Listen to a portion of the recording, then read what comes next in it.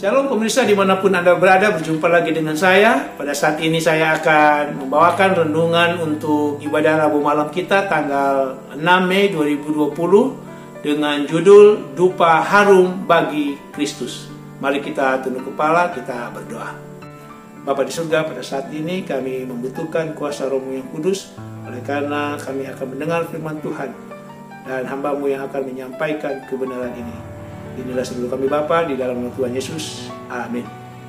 Pemirsa, Tien Kolsteren adalah nama seorang anak gadis dari Belanda berusia 5 tahun pada tahun 2016 yang lalu.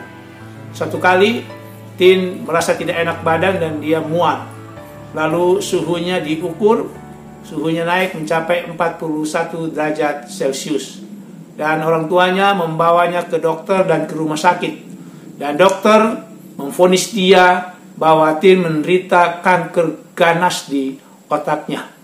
Dan dokter mengatakan usaha kemoterapi bisa dilaksanakan untuk menambah usia Tien kurang lebih sekitar 1-2 tahun lagi.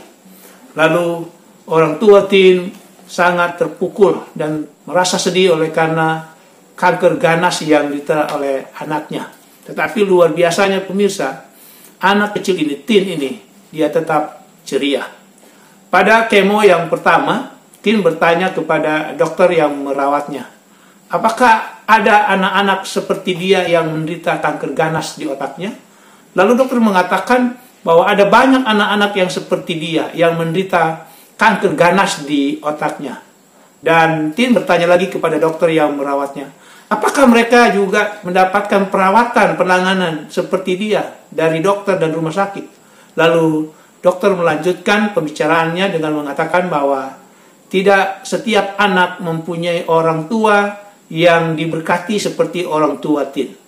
Lalu setibanya di rumah, Tien berbicara kepada papanya, "Papa, saya akan mencari uang." Lalu papanya bertanya, "Untuk apa?" "Saya mencari uang untuk menolong anak-anak yang menderita seperti saya." Papanya tersentak mendengar perkataan anaknya. Papanya terharu, tetapi papanya tidak begitu menghiraukan apa yang dikatakan oleh anaknya. Besoknya, ketika Tien hendak ke sekolah, Tien meminta izin kepada ibunya untuk membawa kutek, yaitu cat berwarna kuku, ke sekolah. Ibunya tidak tahu apa maksud daripada anaknya tersebut. Pada waktu di kelas, pada jam istirahat, Tien mengumpulkan teman-temannya dan mengatakan bahwa dia akan mencari dana untuk menolong anak-anak yang menderita kanker ganas di otaknya. Dengan cara dia akan mengecat ke 10 kuku jari teman-temannya dengan upah 1 euro. 1 euro itu pemirsa sekitar 15.000 tahun itu. Lalu usahanya itu berhasil. Tidak hanya teman-teman sekelasnya, tetapi juga teman-teman di kelas-kelas yang lain. Mereka datang untuk memberikan sumbangan mereka dengan mengecat kuku mereka kepada Tien. Aksi ini akhirnya diketahui oleh orang tuanya. Papa mamanya sangat terharu akan usaha daripada anak mereka, Tien. Dan akhirnya papanya, mamanya membuatkan satu rumah kecil, rumah kaca di depan rumahnya. Singkat cerita pemirsa, usaha mengumpulkan dana yang dilakukan oleh Tien Kolsteren ini semakin populer. Dan salah satu saluran TV terkenal di Belanda meliput kegiatan pencarian dana oleh seorang anak kecil ini, yaitu Tien Kolsteren. Kemudian sejak itu datanglah orang-orang dari berbagai-bagai kota ke rumah daripada orang tua Tien Kolsteren untuk menyumbangkan uang dengan mengecat kuku mereka.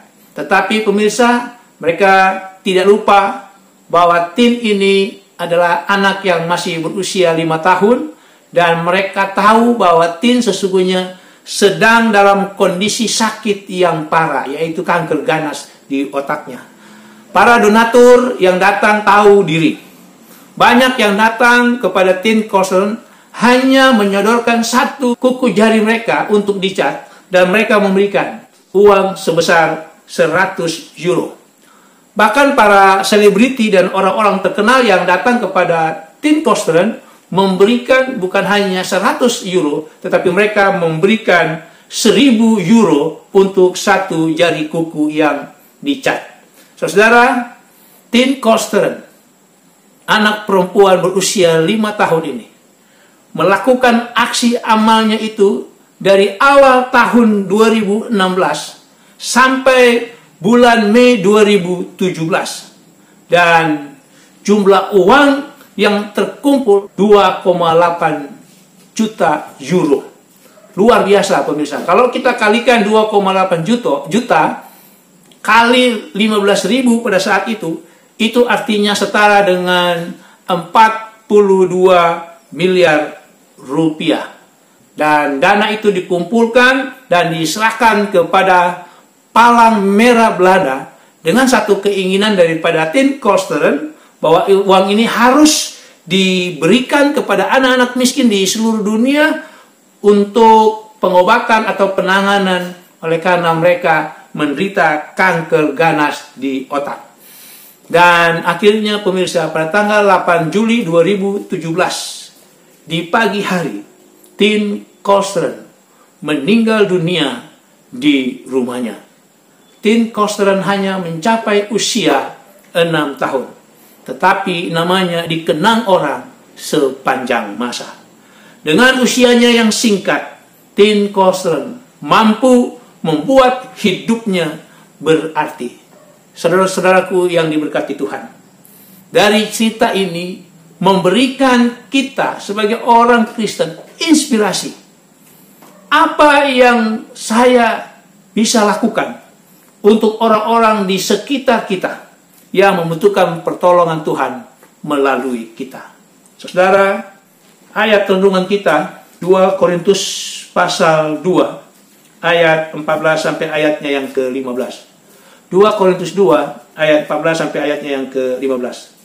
Tetapi syukur bagi Allah yang dalam Kristus selalu membawa kami di jalan kemenangannya. Dengan perantaraan kami, Ia menyebarkan keharuman pengenalan akan Dia di mana-mana. Sebab bagi Allah, kami adalah bau yang harum dari Kristus di tengah-tengah mereka yang diselamatkan dan di antara mereka yang binasa. Saudara-saudaraku yang diberkati Tuhan, nilai hidup manusia, nilai hidup saudara dan saya tidak diukur berapa lama kita hidup, tetapi diukur dari apa yang kita sudah buat selama kita hidup. Oleh karena itu, saudara-saudaraku, mari kita buat kebaikan, mari kita buat hal-hal positif, kita buat hal-hal yang berguna bagi sesama kita selama kita hidup. Ada pepatah mengatakan, gajah mati meninggalkan gading, harimau mati meninggalkan belang.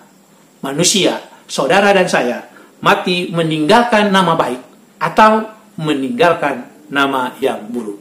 Saudara-saudaraku yang diberkati dan dikasihi Tuhan, marilah kita berbuat kebaikan agar kehidupan kita dapat menjadi dupa yang harum bagi kemuliaan Tuhan. Inilah yang menjadi doa dan harapan kita semua. Tuhan memberkati. Kita tunduk kepala, kita berdoa. Bapa di surga, terima kasih. Pada saat ini Tuhan, Engkau mengingatkan bahwa kehidupan yang Engkau karuniakan seharusnya menjadi dupa yang harum di hadapan Tuhan dengan melakukan apa yang terbaik untuk kemuliaan Tuhan bagi orang-orang yang membutuhkan kasih dan pertolongan Tuhan melalui kami. Oleh karena itu Tuhan, biarlah Engkau memberkati kami semua di dalam kehidupan kami hari lepas hari sebagai orang-orang Kristen yang menyatakan kebenaran akan firman Tuhan, menyatakan tentang kasih Tuhan. Bapa di surga, inilah seluruh kami di dalam nama Tuhan Yesus. Amin.